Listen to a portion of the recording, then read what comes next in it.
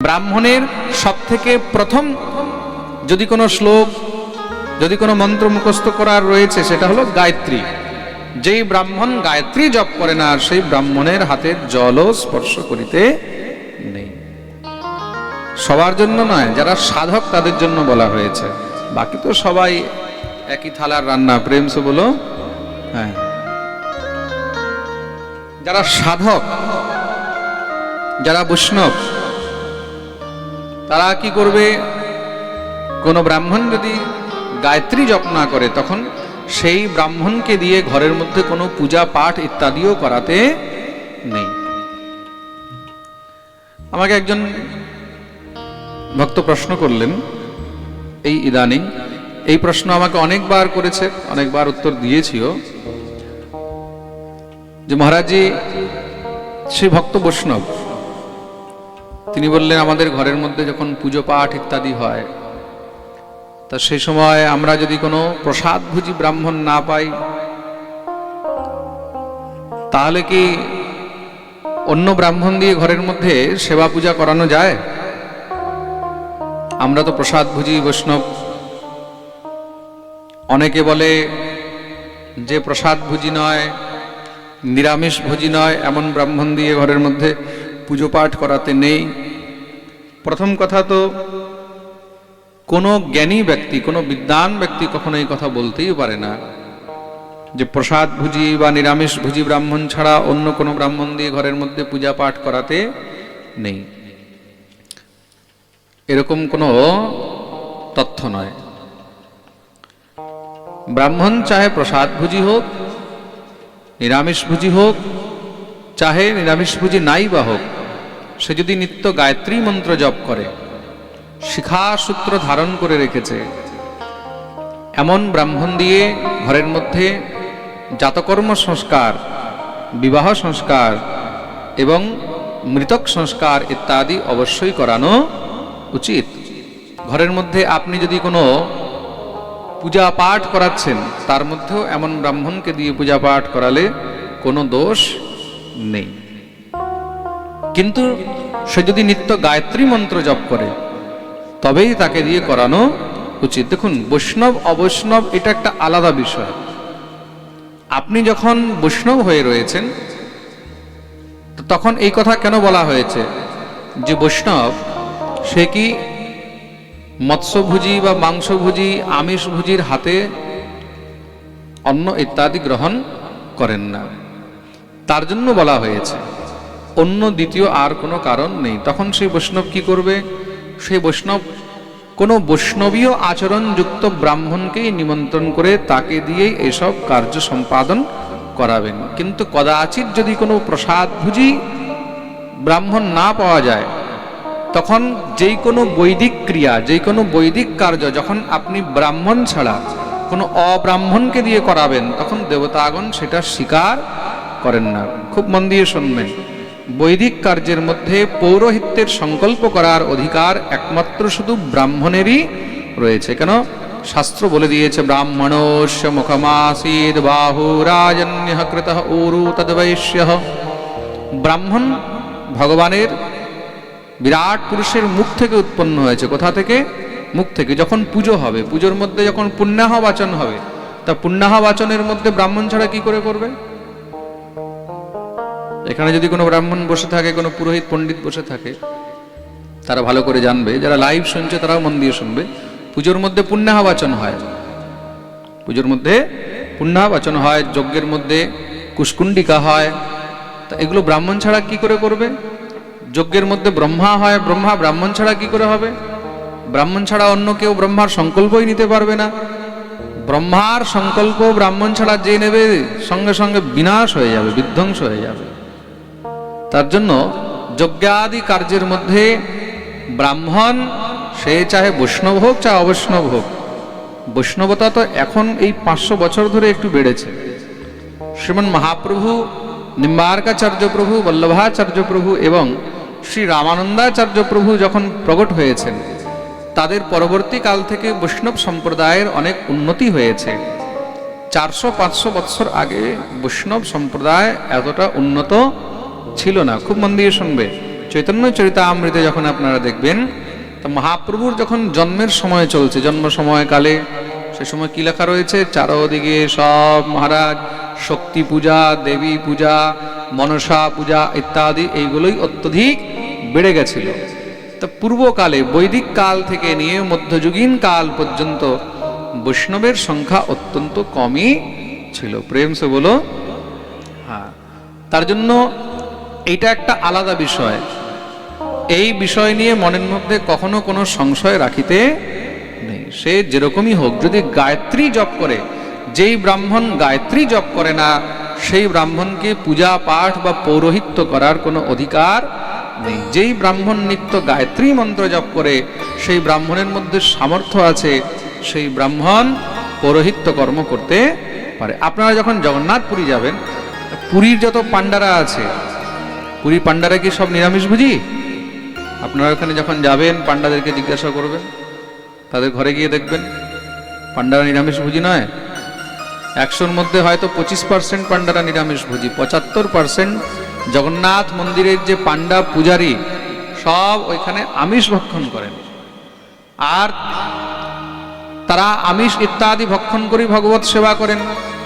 আমি একজন পূজারীজিকে জিজ্ঞাসা করলাম যে মহারাজ, আপনারা এইভাবে যে ভগবত সেবা করেন, মন্দিরের মধ্যে সাক্ষাৎ জগন্নাথ, কলিযুগের মধ্যে প্রত্যক্ষ ভগবান বলা হয় জগন্নাথকে, এটাতে কোনো দোষ হয় না? বলে আমরা নই, যারা এখানে রন্ধনের কার্য করছে, রান্না করছে, তারাও সব খেয়ে দিয়ে এসে তারপরে রান্নায় আসে। কেন? বলে ওদের জন্য ছুট আছে, ওদেরকে ছুট আছে, বরদান দেওয়া আছে।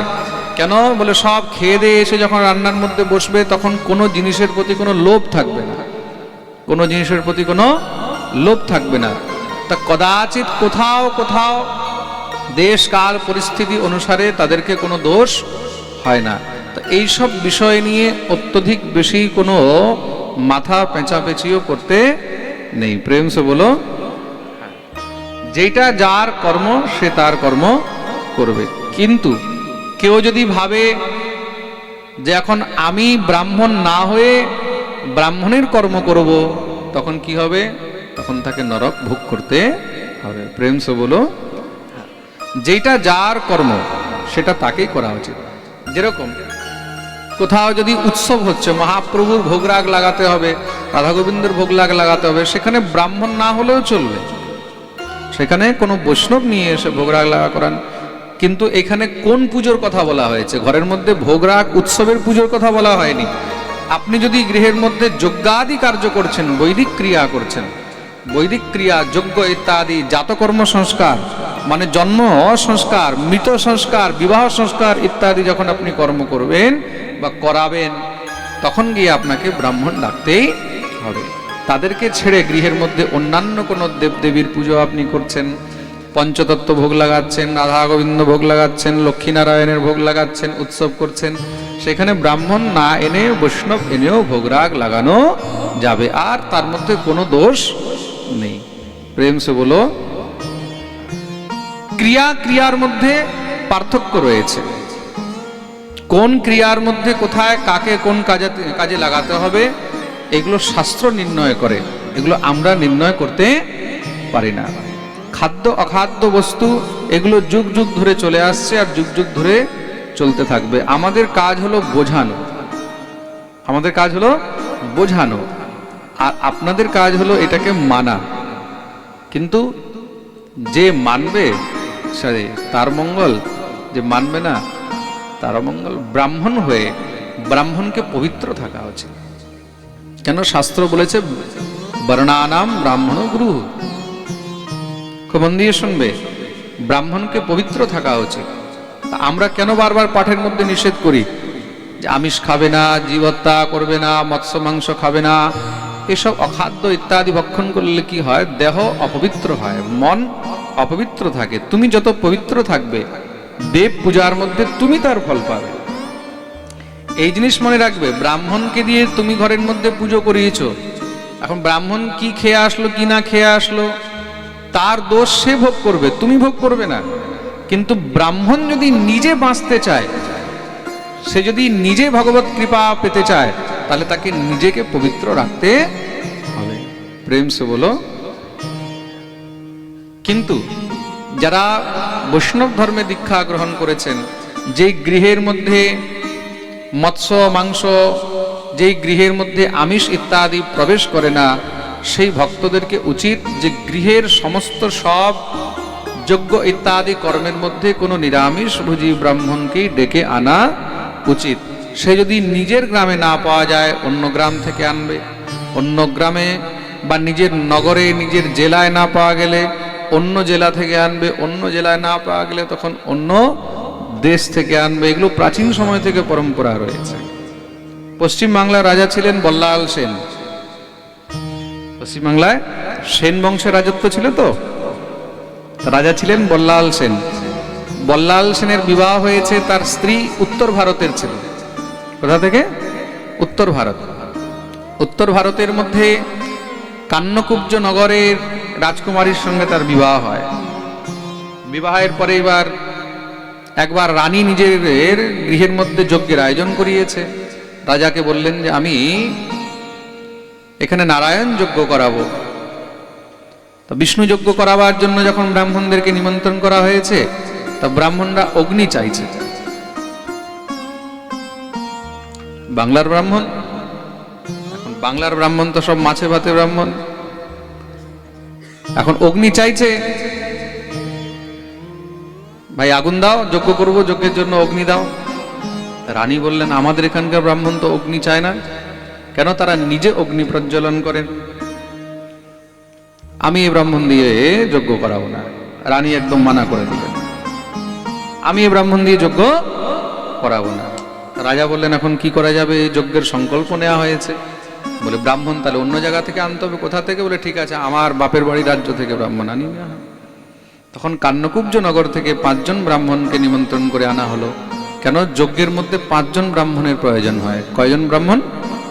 মিনিমাম বলা হচ্ছে, একটা মিনিমাম যজ্ঞের মধ্যে 5 জন। কোনো যদি বিশিষ্ট যজ্ঞ হয়, রুদ্রযাগ, যেগুলোকে আমরা রুদ্রযজ্ঞ বলি, বিষ্ণু যজ্ঞ বলি, এগুলোর মধ্যে মিনিমাম 5টি ব্রাহ্মণ হওয়া উচিত।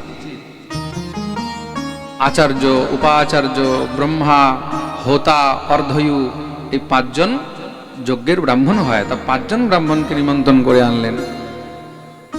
তারা এসেই মহারাজ যজ্ঞ আরম্ভ করেছে। কি করে? সর্বপ্রথম মন্ত্র দ্বারা অরণি মন্থন করেছেন। অরণি মন্থন হয় কাঠের সঙ্গে কাঠ ঘষে তারপরে মহারাজ অগ্নি প্রজ্বলন করলেন। অগ্নি প্রজ্বলন করে যজ্ঞ আরম্ভ করলেন। খুব সুন্দর দেখে তো রাজাও খুব অভিভূত হয়ে গেলেন। যারা যারা যজ্ঞ দর্শন করেছে তারাও খুব অভিভূত হলো। ব্রাহ্মণদেরকে খুব করে ধনধান্য দক্ষিণা টক্ষিণা দিয়া একদম মহারাজ ভরে ভরে গাড়ি বিদায় করলেন। সেই ব্রাহ্মণরা যখন নিজের নগরে গেছে, নিজের রাজ্যে গেছে, গ্রামে গেছে, সেখানকার তখন ব্রাহ্মণরা তাদেরকে বহিষ্কার করে দিয়েছে। তাদেরকে বহিষ্কার করে দিয়েছে। কেন? বলে তোমরা বঙ্গদেশের জল খেয়ে এসেছো। এদের তো এখন টেনশন হয়ে গেছে ভাই। কেন? বলে ওখানে সব মৎস্য মাংস ভুজি, তোমরা ওদের হাতে জল খেয়েছো, ওদের হাতে অন্ন খেয়েছো, আমরা তোমাদেরকে সমাজে আর রাখবো না। আগেকার দিনে তো নিয়ম নিষ্ঠা এগুলো বহুত কড়া ছিল না। উত্তর ভারতীয় ব্রাহ্মণরা কিন্তু আমিষ ইত্যাদি বহুত কম খায়, বহুত কম। 100-র মধ্যে হয়তো 25 থেকে 30% ব্রাহ্মণরা হয়তো খায়। আর আমাদের এদিকে পূর্ববঙ্গে, মানে যেটাকে আমরা পূর্ব ভারত বলি, উড়িষ্যা, বিহার, পশ্চিমবাংলা, আসাম, বাংলাদেশ, এই পূর্ব ভারতের ব্রাহ্মণরা 100-র মধ্যে 90% আমিষ খায়, 10% হয়তো নিরামিষ খায়। তো বহুত পার্থক্য রয়েছে। এখন তারা কি করেছে? এদেরকে সমাজ থেকে বের করে দিয়েছে। ওদের সঙ্গে খাওয়া দাওয়া, উঠা বসা, বিয়ে থা সব বন্ধ করে দিয়েছে। এখন যখন সব বন্ধ করে দিয়েছে, তারা তো সব একদম সমাজ থেকে বহিষ্কৃত হয়ে রাজার কাছে চলে গেছে, বল্লাল সেনের কাছে বাংলায়। মহারাজ বলে কি? বলে আমরা তো আপনার নিমন্ত্রণ স্বীকার করে এখানে যজ্ঞ করলাম, কিন্তু সমাজ থেকে তো বহিষ্কৃত হয়ে গেলাম। আমাদের তো এখানে এখন সমাজের মধ্যে উঠা বসা সব বন্ধ হয়ে গেছে। আমাদের ওখানে হিন্দিতে বলে হুক্কা পানি বন্ধ কর দো। এখন আমরা কি করব? কোথায় যাব? রাজা বললেন চিন্তা নেই হে বিপ্রগণ, আমি আপনাদেরকে নিয়ে এসেছি তা যদি আমার কারণে আপনাদেরকে সমাজ থেকে বহিষ্কৃত করা হয়েছে, গ্রাম থেকে বের করে দেওয়া হয়েছে, আপনাদেরকে জায়গা আমি দেব। 5 ব্রাহ্মণকে 5টি গ্রাম দিলেন, 5 ব্রাহ্মণকে 5টি গ্রাম দিলেন। কাউকে চট্টগ্রাম দিলেন, কাউকে বন্দিঘাটি দিলেন, হ্যাঁ, কাউকে মুখ্য গ্রাম দিলেন। এই প্রকার সেই যে ব্রাহ্মণ হলো, এরা সব উপাধ্যায় ব্রাহ্মণ ছিল। আর তাদেরই যে সন্তান, তাদেরকেই মুখোপাধ্যায়, বন্দ্যোপাধ্যায়, চট্টোপাধ্যায়, এরা মুখার্জি, ব্যানার্জি, চ্যাটার্জি, গঙ্গোপাধ্যায়, গাঙ্গুলি, হ্যাঁ, চক্রবর্তী ইত্যাদি এই যে ব্রাহ্মণ, এই 5 ব্রাহ্মণ তাদেরই বংশের থেকে উৎপন্ন হয়েছে। প্রেম সে বলো। হ্যাঁ, বিচার করে দেখুন আগেকার দিনে কেমন নিয়ম ছিল। একটা ইতিহাসও আজকে আপনাদেরকে বলে দিলাম। এটা বাংলার ইতিহাস, রাজা বল্লাল সেনের জীবনীর মধ্যে ইতিহাস রয়েছে। বলিয়ে ভক্তবৎসল ভগবান কি। এক সময় এতটা কড়া নিয়ম ছিল, ভগবান শ্রী রামচন্দ্র রাবণকে মেরেছেন, তো ব্রাহ্মণ তো রাবণ, ব্রহ্মহত্যার দোষ লেগেছে। তো ভগবান কি করেছেন, ব্রহ্মহত্যার দোষ থেকে মুক্ত হওয়ার জন্য প্রায়শ্চিত্ত করেছেন। প্রায়শ্চিত্ত করে তিনি এবার নিমন্ত্রণ করেছেন ব্রাহ্মণ ভোজনের জন্য। তো যারা ব্রাহ্মণরা ভোজ খেতে গেছে, দেখো ইতিহাস কত রয়েছে, যারা ব্রাহ্মণরা ভোজ খেতে গেছে তারা সরজু নদী পার করে গেছে, এই পার থেকে ওই পারে ভোজ খেতে গেছে, ওদেরকে সমাজ থেকে আলাদা করে দিয়েছে, বলে এরা ব্রহ্মহত্যার ভোজ খেতে গেছে। ওদের সঙ্গে মহারাজ একদম রুটি বেটি সব শেষ করে দিয়েছে, মানে রুটি বেটি মানে খাওয়া দাওয়া বিয়ে দেওয়া বন্ধ করে দিয়েছে। ওদেরকে সরজু পারীয় ব্রাহ্মণ বলা হয়। কি বলা হয়? হ্যাঁ, সরজু পারীয় ব্রাহ্মণ বলা হয়। বিচার করে দেখো আগেকার দিনে কত কড়া নিয়ম ছিল। আজকাল আমরা কি নিয়ম মানি? কিছুই নিয়ম মানি না। বলিয়ে ভক্তবৎসল ভগবান কি। আমরা এই ছোঁয়া ওই ছোঁয়া এই ওই করছি। আমরা ট্রেনের মধ্যে যাচ্ছি, চা খাচ্ছি, এখন সেই চা কোন বেটা বানাচ্ছে কোনো গ্যারান্টি আছে? হ্যাঁ, সেই চাটা নিরঞ্জন বানাচ্ছে না সেই চাটা সালমান বানাচ্ছে, সেই চাটা রাহুল বানাচ্ছে, সেই চাটা নন্দনন্দন বানাচ্ছে না সেটা মুস্তাক আহমদ বানাচ্ছে, কোনো গ্যারান্টি আছে? বেটা যার তার হাতে খেয়ে আবার তারপরে আমরা এখন বলছি যে আমরা এই রাতে খাবো না, ওর হাতে ছোঁয়া করবো না, এই করবো না। এইসব বেশি নাটকবাজি করে লাভ নেই। প্রেম সে বলো রাধে রাধে। তার জন্য যেই ব্রাহ্মণ গায়ত্রী মন্ত্র জপ করে তাকে দিয়ে পুজো পাঠ অনুষ্ঠান ইত্যাদি সহজ মন দিয়েই করানো উচিত। বলিয়ে ভক্তবৎসল ভগবান কি জয়। শ্রী ভরতজি মহারাজকে এখন সবাই জড় ভরত বলা আরম্ভ করে দিয়েছে। কেউ বলছে ভরতজিকে যে জড় জড় বলা হয়, জড় মানে মূর্খ, তো ভরতজির খারাপ লাগে না? ভরতজির খারাপ লাগে কি না? দেখো আরেকটা কথা মনে পড়লো আপনাদেরকে বলি। আজকাল বৃন্দাবনের মধ্যে অনেকে গিয়ে কি করে, ওখানে মাধুকরী করে না অনেকে মাধুকরী, তাই তো? কেন? একজন ভক্ত বৃন্দাবনে গেছে, আমাকে বলছে মহারাজ আমি মাধুকরী করব। মাধুকরী কেন করবে? বলে না, আমাকে এখানে ব্রজবাসী আমাদের এখানে গেছিলেন, উনি বললেন বৃন্দাবনে গিয়ে মাধুকরী করতে হয়, ভিক্ষা করে খেতে হয়। আমি বললাম তুমি মাধুকরী করবে, তুমি জানো কার ঘরে মাধুকরী করতে হয়, কোথায় মাধুকরী করতে হয়? না আমি তো জানি না, আমি তো কালকে অমুক গ্রামে মাধুকরী করেছিলাম, এখানে গেছিলাম দর্শন করতে।